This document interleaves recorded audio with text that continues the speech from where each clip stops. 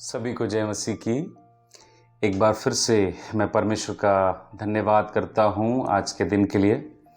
और प्रभु ने एक बार फिर से परमेश्वर अपने वचनों के साथ मुझे आप लोग के बीच में आने का मौका दिया। प्रभु का धन्यवाद हो। आज एक विषयों को लेकर हम मनन करेंगे। हमारा विषय है पतरस के जीवन का बुलाहट। पतरस के जीवन का बुलाहट। हम पतरस के जीवन के बुलाहट के ऊपर थोड़ा मनन करेंगे कि प्रभु पतरस के जीवन को किस रीति से, किस हालात में और किस तरीके से अपने पास बुलाया। अपनी महिमा के लिए हम इसी पर थोड़ा मनन करेंगे। आइए हम एक वचन को पढ़ेंगे। मेरे साथ आप निकालिए लूका रचित सुसमाचार उसके 5 अध्याय उसके 10 और 11 पद को पढ़ेंगे। और वैसे ही जब्दी के पुत्र याकूब और यूहन्ना को भी, जो सैमोन के सहभागी थे, अचंभा हुआ। तब यीशु ने सैमोन से कहा, मत डर, अब से तू मनुष्यों को जीवता पकड़ा करेगा। और वे नावों को किनारे पर ले आए और सब कुछ छोड़कर उसके पीछे हो लिए। हम बाइबल में इनकी कहानियों को और इनके जीवन से बहुत सारी शिक्षाओं को देखते और सीखते हैं। मैं इसी विषयों पर कुछ बातों को आपके सामने रखना चाहता हूं। हम लूका रचित सुसमाचार उसके 5वें अध्याय से ही कुछ बातों को बारी बारी कहकर 2 से 3 भाग में हम मनन करेंगे। परमेश्वर हम सबको अनुग्रह दे। आप जब पतरस के जीवन के बुलाहट को देखते हो तो हमको इसको पढ़ने से ऐसा लगता है कि शायद पहली बार यीशु यहाँ पर पतरस से या अंद्रयास से या यूहन्ना या याकूब से मिला, बट ऐसा नहीं है। जब आप परमेश्वर के वचन में यूहन्ना उसका 1:41 पढ़ते हो तो आप पाओगे कि यीशु पहले ही पतरस और नतनएल से मिल चुका है। यीशु पहले ही उनसे मिल चुका है। लूका रचित सुसमाचार के उसके 4 अध्याय उसका 31 पद से 44 पद तक पढ़ोगे तो आप पाओगे कि यीशु पहले से ही इन चारों चेलों को, जो बाद में चलकर चेले बने, इनको जानता था और वे भी यीशु को जानते थे। और यीशु ने पतरस के सास को भी चंगा किया था और इनका जान पहचान पहले से ही था। ये पहला इनकाउंटर नहीं है, पहली मुलाकात नहीं है। तो 5वें अध्याय में हम पतरस की बुलाहट को देखेंगे। आज ये पतरस का फाइनल कॉलिंग है यीशु मसीह के विशेष सेवकाई के लिए। अब इसमें भी एक संदेश छुपा है और ये है कि पतरस और बाकी और चेले जिनके साथ में 4 लोग थे, लोग जो ये यीशु को जानते थे, इनसे परिचय था, पहले भी मुलाकात हुआ था, लेकिन पहले इन्होंने चमत्कार देखा जरूर, लेकिन बुलाहट नहीं पाया था। इसमें एक मैसेज ये है कि हम में से कई लोग अभी यीशु मसीह को जानते हैं, उसके वचनों को जानते हैं, चर्च जाते हैं, संगति करते हैं, सब चीज है, लेकिन अभी भी हम में से कई लोग ऐसे हैं जिनको उसके बुलाहट स्पष्ट नहीं हुआ। हम में से कई लोग यीशु का विशेष वो बुलाहट जो हमारे लिए है वो स्पष्ट नहीं हुआ। इसके लिए क्या करना चाहिए? निश्चित रूप से बुलाहट को समझकर उसके पीछे प्रार्थना, प्रभु तूने मुझे किस उद्देश्य से बुलाया है, वे उद्देश्य मेरे जीवन में प्रकट किया जाए। इसको जरा सा ध्यान दीजिएगा। बाइबल में जब बुलाहट शब्द इस्तेमाल होता है वहां पर हमेशा आप उसके पीछे एक योजना पाओगे। कोई भी बुलाहट यूं ही नहीं है, व्यर्थ नहीं है। आप बच्चे हैं, बड़े हैं, बुजुर्ग हैं, मध्यम वर्गीय हैं, किसी भी उम्र के हो, आप भाई हो, बहन हो, कोई भी हो, अगर आपको यीशु मसीह ने अपने पास बुलाया है तो याद रखिएगा एक योजना उस बुलाहट के पीछे है। भाइयों बहन, आप अपने बारे में आज प्रभु का इच्छा प्रकट नहीं हुआ, उसका बुलाहट प्रकट नहीं हुआ, तो आप अपने बारे में सोचते होंगे कि अरे मेरा कोई बुलाहट नहीं है, मेरे क्या है, विश्वासी बनकर रहना। ऐसा नहीं है। हम सब के जीवन के द्वारा प्रभु का एक योजना है। हम सब के जीवन के द्वारा परमेश्वर कुछ ना कुछ करना चाहते हैं। हमें ये चाहिए कि हम इन दिनों अपने जीवन को प्रभु के सामने रख करके उस बुलाहट और प्रभु की इच्छा की खोजी हो, ताकि उसकी इच्छा को जानकर हम उसके बुलाहट के अनुसार फल लाने वाले बने। Praise the Lord. तो पतरस और बाकी ये 3 चेले यीशु मसीह से वाकिफ थे, लेकिन वो बुलाए नहीं गए थे, वो रिवील नहीं हुआ था कि तुम्हारे जीवन का मेन पर्पस क्या है। लेकिन यीशु मसीह एक समय के बाद उस बुलाहट को प्रकट रूप में एकदम स्पष्ट रीति से पतरस के सामने प्रकट करते हैं। आज हम भी अपने बुलाहट को प्रभु के सामने जानने के लिए प्रार्थनाओं में थोड़ा लवलीन रहकर स्थिर हो, ताकि हम जिस उद्देश्य से बुलाए गए हैं वो उद्देश्य पूरा हो। अगर आप 9 अध्याय प्रेरितों का काम पढ़ेंगे तो हनन्याह को यीशु कहते हैं पौलुस के विषय में, वो मेरा चुना हुआ पात्र है।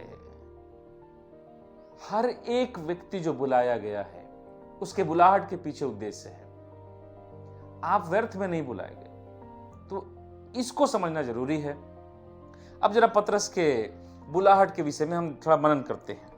आप पतरस के बुलाहट को जब पढ़ोगे, हम इस पूरे अध्याय में करीबन 5 अध्याय के 1 पद से लेकर के 11 पद में इस बुलाहट के पीछे कई घटना घटी, और मैं चाहूंगा कि हम लोग उसको 2 से 3 भाग में बड़े अच्छे से समझें, सीखें, ताकि प्रभु हमें इन वचनों का दर आशीष दे। पहला भाग, हम इसमें कुछ बातों को देखेंगे। अगर आप 5वें अध्याय के 1 पद से लेकर 3 पद तक पढ़ेंगे तो ऐसा लिखा है, जब भीड़ परमेश्वर का वचन सुनने के लिए उस पर गिरी पड़ती थी और वह गन्नेसरत की झील के किनारे पर खड़ा था, तो ऐसा हुआ कि उसने झील के किनारे 2 नावें लगी हुई देखी और मछुए उन पर से उतरकर जाल धो रहे थे। उन नावों में से एक पर, जो सैमोन की थी, चढ़कर उससे विनती की कि किनारे से थोड़ा हटा ले चले। तब वह बैठकर लोगों को नाव पर से उपदेश देने लगा। पहली शिक्षा जरा ध्यान दीजिएगा। इसका पहला भाग यह है कि जब यीशु मसीह के द्वारा पतरस बुलाया गया, तो बुलाहट का एक शब्द का मुख्य मतलब क्या है। हम लोग जब बुलाहट शब्द सुनते हैं तो हम में से अधिकतर लोग ये सोचते हैं ना कि एक विशेष बुलाहट है। विशेष बुलाहट कहने का मतलब कि कोई सोचता है मैं बहुत बड़ा सेवक बनने के लिए बुलाया गया हूँ, मेरी बुलाहट भविष्यवक्ता बनने की है, मेरा बुलाहट वचन का उपदेशक के रूप में है, मेरा बुलाहट एक रखवाला के रूप में। तरह तरह की बुलाहटों के हिस्से को सोचकर लोग बड़े बड़े हिस्से को देखते हैं। भाई बहनों, वो सारी बातें हैं, लेकिन उससे पहले एक विशेष बात है। प्रभु जब आपको और मुझको अपने पास बुलाया, उसका सबसे पहला उद्देश्य यह है कि हम व्यक्तिगत रीति से पिता के साथ संबंध रखने के लिए बुलाए गए हैं। ये बहुत महत्वपूर्ण है। व्यक्तिगत रीति से पिता के साथ संबंध रखने के लिए हमारा बुलाहट का सबसे पहला उद्देश्य है कि आपका और मेरा जीवन पिता के साथ एक सबसे पहले हम पिता के सबसे समीप रहने वाले बने, सबसे निकट रहने वाले बने, और पिता के साथ हमारा जीवन सबसे ज्यादा सुरक्षित और सिक्योर किया जाए। इससे पहले कि आप कुछ सेवकाई करो, उन सबसे पहले हिस्सा यह है कि आप एक पुत्र के रूप में पिता के साथ अपने व्यक्तिगत रिश्ता को स्थापित करते हैं। Praise the Lord. यूहन्ना रचित सुसमाचार जब उसके 1 अध्याय उसके 12 पद को पढ़ेंगे तो वहां लिखा है, जितनों ने उस पर विश्वास किया उन्हें पुत्र होने का अधिकार दिया गया। तो जब एक व्यक्ति प्रभु के पास आता है तो उसका सबसे पहला हिस्सा यह है कि वो पिता के साथ सेवक नहीं बनता, या पिता उसे सेवक नहीं बनाता, पिता उसे भविष्यवक्ता नहीं बनाता, पिता उसे सेवक का ही नहीं थमा देता। पिता सबसे पहले उसे पुत्र के रूप में रखता है और एक बाप और बेटे का एक गहरा प्रेम भरा रिश्ता को स्थापित करता है। आज हम में से कई लोगों का व्यक्तिगत पिता के साथ जो रिश्ता है ना, वो खत्म हो चला है।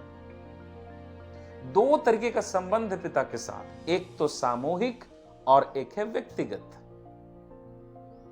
जिस प्रकार एक घर में अगर एक पिता के 5 पुत्र हो तो वो 5 से सामूहिक एक रिश्ता रखता है, तो तो वहीं पर वो प्रत्येक पांचों बेटों से व्यक्तिगत भी रिश्ता बनाए रखता है। आज हमारा व्यक्तिगत रिश्ता पिता से धीरे धीरे करके अब मसीहों के जीवन से खत्म हो रहा है। कैसे खत्म हो रहा है?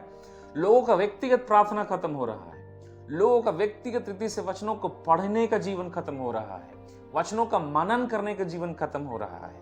लोगों का व्यक्तिगत रीति से अकेले रहते हैं तब पिता का भय मानकर पिता में चलने वाला जीवन खत्म हो रहा है।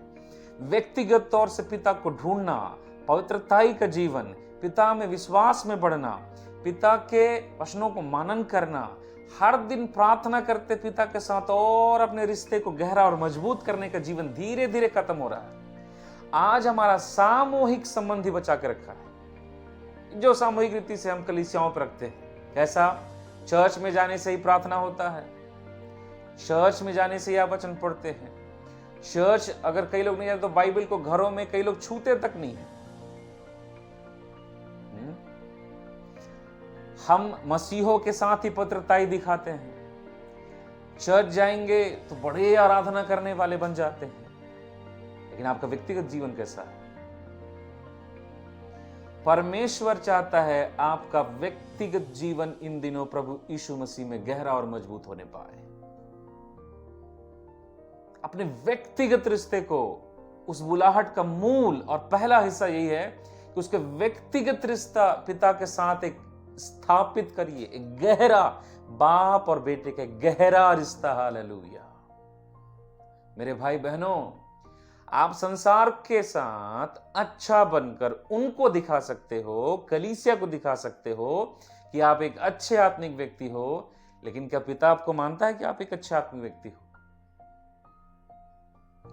पहला कुरिन्थियों की पत्री उसके 6 अध्याय उसके 17 पद में कहता है, जो पिता के साथ संगति करता है वो दोनों एक आत्मा हो जाते हैं। इसका मतलब पिता में आप और आप में पिता, कुल मिलाकर आप और पिता एक हो जाते हो। कोई जब आपको देखेगा तो पिता को देख सकता है, आपको सुनेगा तो पिता को सुन सकता है। आप जहां खड़ा होगे वहां पर पिता की उपस्थिति होगी। आप जब बोलोगे तो आप नहीं, आपकी तरफ पिता बोलेगा, क्योंकि आप दोनों एक हो चुके हो। और ये कब होता है? जब एक व्यक्ति पिता के साथ व्यक्तिगत संबंध को गहरा करता है। हालेलुया। प्रार्थना करना, बाइबल पढ़ना, मेरे भाई बहनों, पिता आप में पूरी रीति से होकर आपके द्वारा अपने आप को संसार में प्रकट करना चाहते हैं। आपके द्वारा वो आपके परिवार में प्रकट होना चाहते हैं, आपके द्वारा आपके दोस्तों पर प्रकट होना चाहते हैं, आपके द्वारा परमेश्वर काम करना चाहते हैं।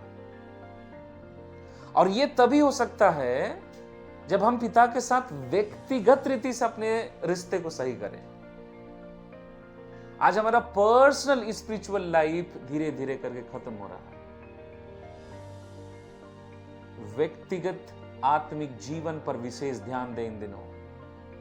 दानियल अकेला था अपने कार्य क्षेत्र में, सदरक मिशक नेगो और अलग जगह पर थे, लेकिन दानियल का एक व्यक्तिगत रिश्ता पिता के सामने रखा था कि वो दिन में 3 बार प्रार्थना करता था। आज आप अपने व्यक्तिगत रिश्ते को पिता के सामने मजबूत करने के लिए कितना ज्यादा समय देते हैं भाई और बहनों? व्यक्तिगत रिश्ता बुलाहट का सबसे पहला पहलू है। आप इसलिए नहीं बुलाए गए पहले कि आप सेवकाई करो, आप वचन का प्रचार करो, आप भविष्यवाणियां करो। आप इसलिए पहले बुलाए गए कि आप अपने स्वर्गीय पिता के पास आकर वास्तव में अपने पिता के पहचान और पिता के अनुग्रह, पिता के सामर्थ्य और पिता के स्वर्गीय व्यक्तित्व को अपने जीवन में प्राप्त करो। लोग आपको देखकर आपके पिता को देखने पाए, और ये तभी होगा जब आपका स्वर्गीय परमेश्वर के साथ व्यक्तिगत रिश्ता सबसे बेहतर हो। Praise the Lord. अपने रिश्ते को सही करें। यह पहला हिस्सा में हम मनन कर रहे हैं, यह बुलाहट का पहला भाग है। अब जरा इसी में थोड़ा सा आगे बढ़ते हैं। वचन उसके 3 में, आप जब वचन 3 को देखेंगे तो यहां पर लिखा है कि उन नावों में से एक पर जो सैमोन की थी चढ़कर उसने उससे विनती की कि किनारे से थोड़ा हटा ले चले। तब वह बैठकर लोगों को नाव पर से उपदेश देने लगा। आप बाइबल को जब पढ़ते हैं ना, तो बाइबल दो हिस्सों में है। एक तो संसारिक अर्थ है हर एक बातों का, तो दूसरा आत्मिक अर्थ भी है। और इन दोनों तालमेल को बनाकर समझना और सीखना बहुत जरूरी है। पतरस के नाव में जब यीशु मसीह आए तो यीशु ने विनती की। ये यीशु का सबसे सुंदर स्वभाव में से एक। मैं समझता हूं एक बड़ी भीड़ पीछे खड़ी थी, यीशु को विनती करने की कोई जरूरत नहीं था। यीशु बोलते हैं थोड़ा नाव को खसकाओ तो मामला बन जाता, लेकिन ऐसा नहीं हुआ। यीशु ने विनती किया पतरस से, एक मछुआरे से। मछुआरे लोग पढ़े लिखे लोग नहीं थे, छोटे जाति के लोग कहा जाते थे, लोग छोटे लोग माने जाते थे, लेकिन यीशु उससे भी विनती करता है। ये यीशु का ईश्वरीय स्वभाव का एक अच्छा उदाहरण है कि आप चाहे कितना भी आत्मिक, कितना भी बड़े हो जाओ, आपका व्यवहार नम्रता और दीनता से भरा होना चाहिए। आज हमको कोई पद मिल जाए या हमको कुछ ऊंचाई मिल जाए या हमें कोई ऊंचा नाम मिल जाए, हम छोटे लोगों से अदब से बात नहीं कर पाते। यीशु ने शिक्षा दिखाया, तुम्हारा स्वभाव में परमेश्वर का स्वभाव दिखना चाहिए। तो यीशु यहां पर विनती करते हैं और उससे कहते हैं थोड़ा नाव को उधर ले चलिए, मैं उसमें आकर के वहां से प्रचार करना चाहता हूं। बुलाहट में एक बात और सीखने के लिए है यहां पर कि पतरस ने यीशु को अपने नाव में जगह दिया। ये बहुत ज्यादा महत्वपूर्ण है। ये दो अर्थों में है। संसारिक रीति से भी उसने नाव में जगह दिया, तो आत्मिक रीति से देखा जाए तो पतरस ने अपने जीवन में भी यीशु को जगह दिया। दूसरा पॉइंट है, यीशु के लिए अपने जीवन में जगह दो। Praise the Lord. आज हम में से कितने लोग हैं जिनके जीवन में हमारा स्वर्गीय प्रभु यीशु मसीह बड़े अधिकार के साथ वास करता है? कितने लोग हैं? अगर मैं आपसे सवाल पूछूं क्या यीशु मसीह आपके जीवन में है, आप क्या जवाब दे पाओगे? हम में से अधिकतर लोग यही कहेंगे कि हां, यीशु मसीह मेरे साथ है, मेरे जीवन में है। लेकिन बाइबल इसके बारे में स्पष्ट करता है। आप जब प्रकाशित वाक्य की पुस्तक उसके 3 अध्याय उसके 20 पद को पढ़ें तो वहां लिखा है, देख मैं द्वार पर खड़ा खटखटाता हूं, यदि कोई मेरा शब्द सुनेगा और द्वार खोलेगा तो मैं भीतर आऊंगा और उसके साथ भोजन करूंगा। यह वचन इस बात को स्पष्ट करता है, यीशु हम सब के हृदय रूपी दरवाजे पर आज आवाज देता है। हालेलुया। ये दरवाजे पर खड़ा खटखटाना क्यों पड़ रहा है पता है? क्योंकि जिस जगह पर यीशु जाना चाहते हैं वो दरवाजा बंद पड़ा हुआ है। आज हम में से कई लोगों ने संसार की लालसा, अभिलाषा, संसार की चीजों को अपने जीवन में ज्यादा प्राथमिकता देने के चलते हालेलुया संसार के लिए अपने दरवाजे तो खोल दिए, लेकिन प्रभु यीशु मसीह के लिए दरवाजा बंद कर दिया। आज हमारे जीवनों में प्रभु के लिए जगह नहीं है मेरे भाई बहनों। हम यीशु का दरवाजा बंद रखे हैं। आप दरवाजा खोले हो क्या? आपका जीवन का दरवाजा प्रभु के लिए खुला हुआ है क्या? यहां पे लिखा है, देख मैं द्वार पर खड़ा खटखटाता हूं। और फिर आगे कहता है, जो कोई मेरा शब्द सुनकर खोले। खटखटाने का दूसरा मतलब क्या पता है? यीशु वचनों के द्वारा कलीसियाओं में, आपके व्यक्तिगत प्रार्थनाओं में, जब आप बाइबल पढ़ते हैं तब हर समय आपसे बातें करके करके करके आपको अपने पास बुलाता है।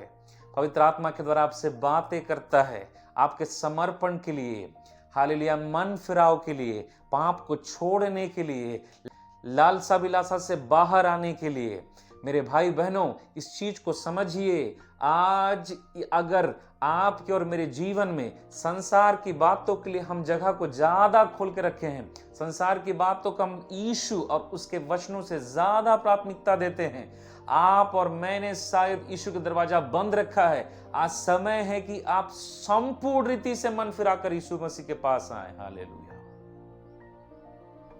क्यों आना चाहता है बंदर?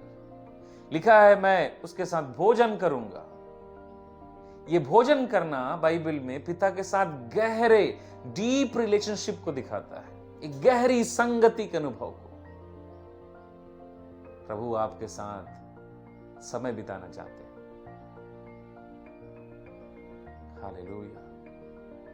मेरे भाई बहनों, अदन की वाटिका में परमेश्वर आदम हव्वा को प्रार्थना करवाने के लिए मिलने नहीं आते थे। वो उनके साथ रहना चाहते थे, उनसे बातें करना चाहते थे, उनके साथ अपना समय व्यतीत करना चाहते थे, समय बिताना चाहते थे। हालेलुया। मेरे भाई और मेरे बहनों, आज यीशु हम में से कईयों को बुलाता है। हालेलुया।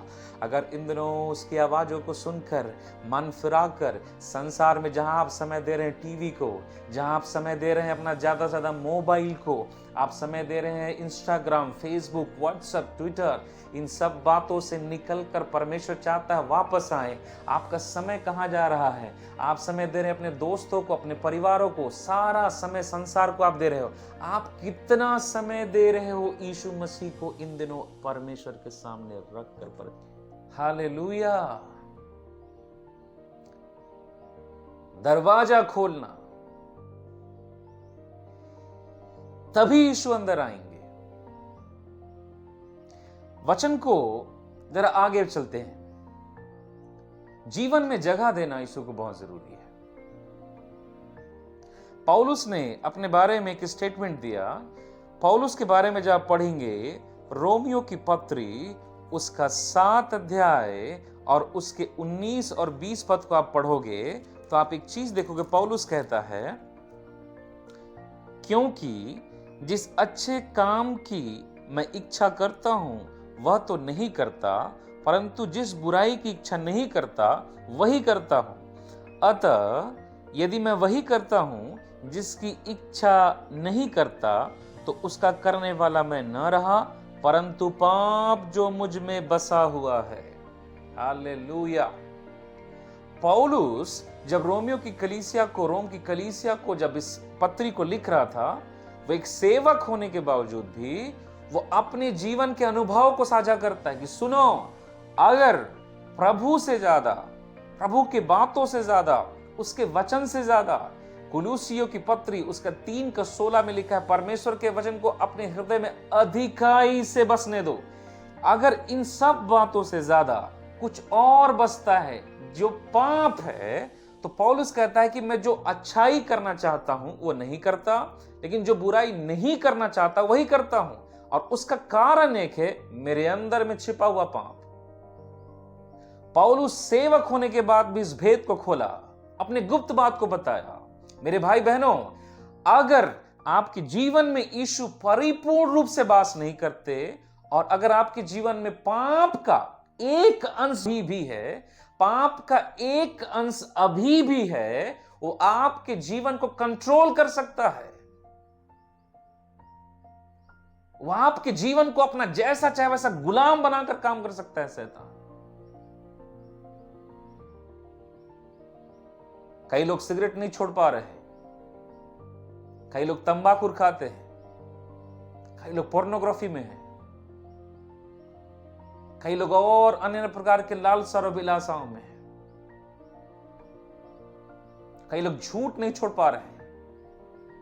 मेरे भाई बहनों, बाहर आइए यीशु मसीह के नाम से। हमारे स्वर्गीय पिता के सामने इन दिनों घुटने टेक कर उससे प्रार्थना करना चालू कीजिए, पिता मुझे आजाद कर, मुझ में तू राज्य कर, क्योंकि ये शरीर तेरा मंदिर है, तू इसका मालिक है, इसमें केवल और केवल तू बसे।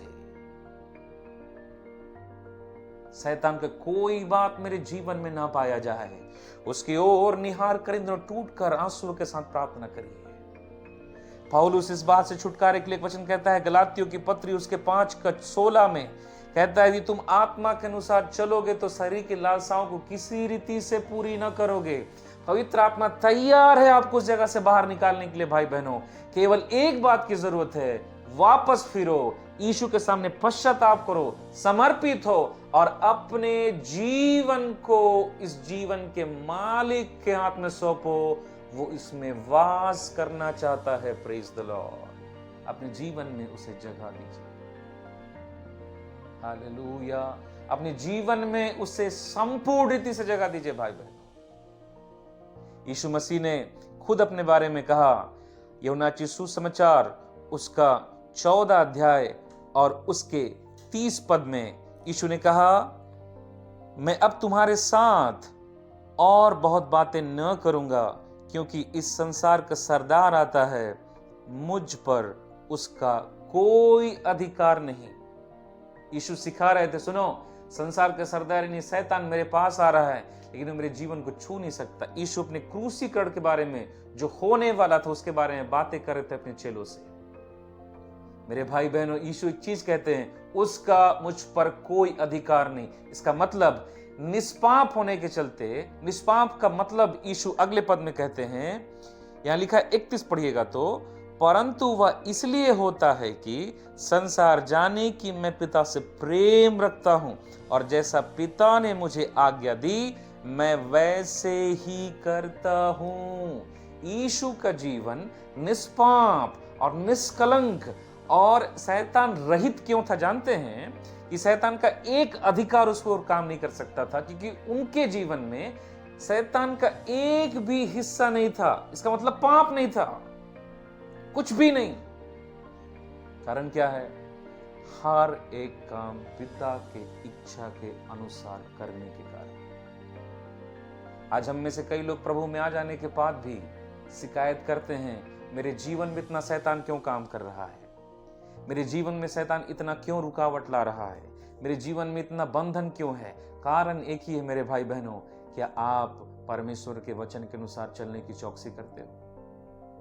यीशु ने कहा उसका अधिकार नहीं। क्यों? क्योंकि मैंने अपना जीवन का अधिकार अपने स्वर्गीय पिता के हाथ में सौंप रखा है। आप यीशु के बारे में और पढ़ेंगे तो लिखा है इसी यूहन्ना सुसमाचार उसके 14 अध्याय और उसके 11 पद में यीशु मसीह कहते हैं, मैं पिता में हूं और पिता मुझ में है और पिता मेरे द्वारा काम करते हैं। हालेलुया। यीशु कह रहे थे, मेरे जीवन में मेरा स्वर्गीय पिता परिपूर्णता से वास करते हैं और मैं पिता में। आज इस तरीके का जीवन कि पिता संपूर्ण रीति से हम में वास करे, क्या हमने अपने जीवन को ऐसे बनाया है? यीशु कहते हैं, मेरा पिता मुझ में और मेरे द्वारा काम करता है। मेरे भाई बहनों, अगर पिता आपके जीवन में रहेगा, वो आपके द्वारा काम करेगा। हालेलुया।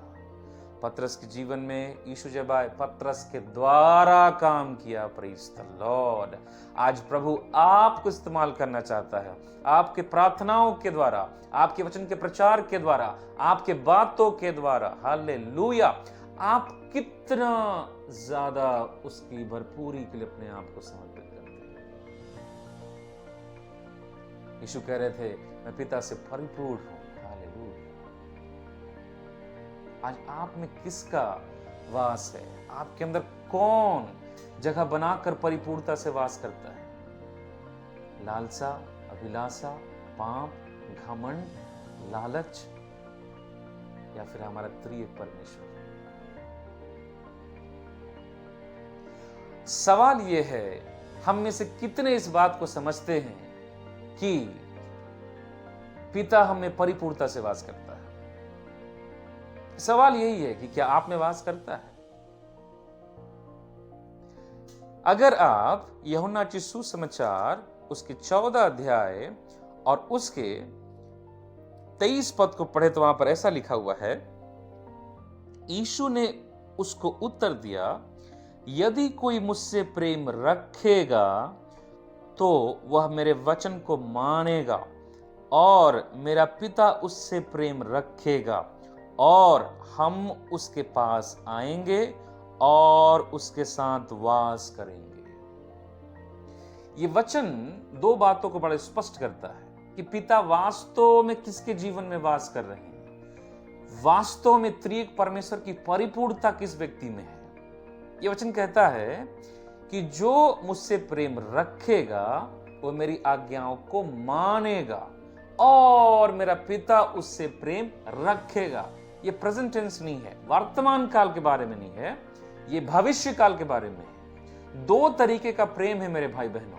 एक है सामूहिक प्रेम जो सब संसार के सब लोग से करता है परमेश्वर। यूहन्ना उसका 3:16 पढ़ेंगे तो लिखा है, जगत से प्रेम किया परमेश्वर ने, संसार के सभी लोगों से प्रेम करता है यीशु मसीह। तो एक प्रेम का दूसरा हिस्सा ये है, जो लोग अब विश्वास करके यीशु मसीह में पुत्र होने का अधिकार पा चुके हैं, जो कि कलीसिया के विश्वासी हैं आज, उनके लिए प्रेम का मापदंड अलग है। उनके लिए क्या पता है, वो अपना प्रेम या परमेश्वर का प्रेम कब पाएंगे या कब गहराई से अनुभव करेंगे, जब वे पिता के आज्ञाओं को मानेंगे। लिखा है, तुम उसके आज्ञाओं को मानोगे अगर उससे प्रेम रखोगे तो, तब वो पिता भी तुमसे प्रेम रखेगा। इसका मतलब आप जितना ज्यादा आज्ञाकारी होगे, आप इस बात को पिता को दिखाते हो, पिता मैं आपसे प्रेम करता हूं। आपके प्रेम का प्रकट करने का तरीका यही है। आपकी आज्ञाकारिता यह दिखाती है कि पिता सच में मैं आपसे प्रेम करता हूं। यूहन्ना उसके 14 उसके 15 में लिखा है, अगर तुम मुझसे प्रेम रखते हो तो मेरी आज्ञाओं को मानोगे।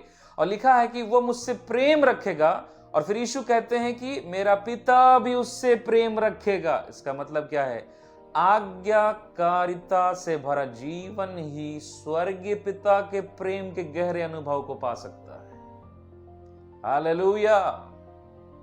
इस गहरे अनुभव के, इस गहरे प्रेम के अनुभव का एक मतलब जानते हैं क्या है, आप पवित्र आत्मा की परिपूर्णता में बढ़ते चले जाते हो। रोमियो की पत्री 5:5 में लिखा है, पवित्र आत्मा के द्वारा हमारे मनों में परमेश्वर का प्रेम डाला गया।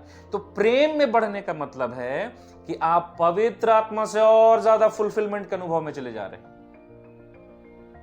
और लिखा है कि जब आप उसके आज्ञाओं और उसके वचनों को मानोगे, तब मेरा पिता और मैं और पवित्र आत्मा, यानी कि हम, यहां जो हम शब्द है मतलब हम तीनों आके उसमें वास करेंगे। हालेलुया। मेरे भाई और मेरे बहनों, परमेश्वर की आत्मा आपसे बातें करता है। हम आज संसार में किसके खोजी हैं? क्या परमेश्वर आप में और मुझ में वास करता है? क्या आपने और मैंने पिता के लिए संपूर्ण रीति से अपने जीवन में जगह दिया है? पतरस ने यीशु के लिए जगह दिया, पतरस ने अपने जीवन में भी उसे जगह दिया। आप कितना जगह दे रहे हो? Praise the Lord. आप कितना जगह दे रहे हो आज उसे? Praise the Lord. आज आपके जीवन में पवित्र परमेश्वर की, त्रिएक परमेश्वर की कितनी परिपूर्णता है। इन दिनों हमें मन फिराकर वापस आने की जरूरत है। हालेलुया। संसार में आज पिता के और पिता से व्यक्तिगत रिश्ते को लोग गंवा रहे हैं। परमेश्वर कहता है, मन फिराओ और वापस आओ और पहला सा प्रेम रखो। प्रकाशित वाक्य में, नहीं तो मैं तेरे स्थान को बदलने पर हम वापस आए। अपने व्यक्तिगत रिश्ते को पिता से सही करें, अपने जीवन में यीशु को जगह दें। पतरस की बुलाहट में हमने ये पहला भाग देखा है।